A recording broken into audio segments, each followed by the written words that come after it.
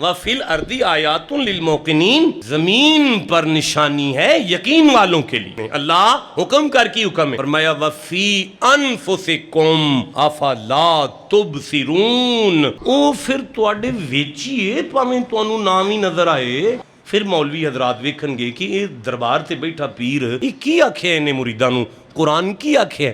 بھائی فوری طور پہ عالمانہ تفسیر کر لے۔ عالمانہ تفسیر یہ ہے کہ آپ کی ولادت سے لے کر آپ کی موت تک کے تغیرات میں اس کی قدرت کاملہ شامل ہے، یہ اس کی عالمانہ تفسیر ہے۔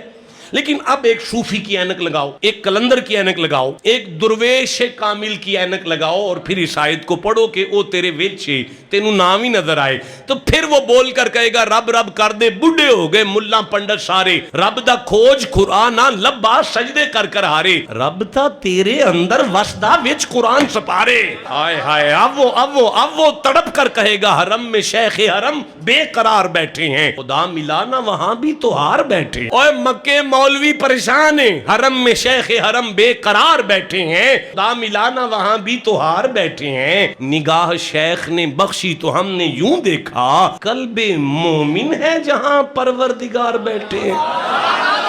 علامہ اقبال کے مانوی استاد جہاں سے علامہ جس قبر کا فیض حاصل کر کے کلندر بنتے ہیں، وہ رومی کہتا ہے دل بدستاور کے حج اکبر است، مومن کا دل خوش کرو قبول حج کا ثواب ہوتا ہے۔ از ہزاراں کعبہ یک دل بہتر است، ہزار کعبے ایک طرف آ جائے مومن کے دل کی برابری نہیں کر سکتے۔ کیوں؟ کیونکہ اللہ نے کعبے کو اپنا گھر کہا لیکن کعبے میں آیا نہیں۔ قلب مومن گزرگاہ جلیل اکبر است، ارض و سماوات کہاں تیری وسعت کو پا سکیں، ایک میرا ہی دل ہے جہاں تو سما سکے۔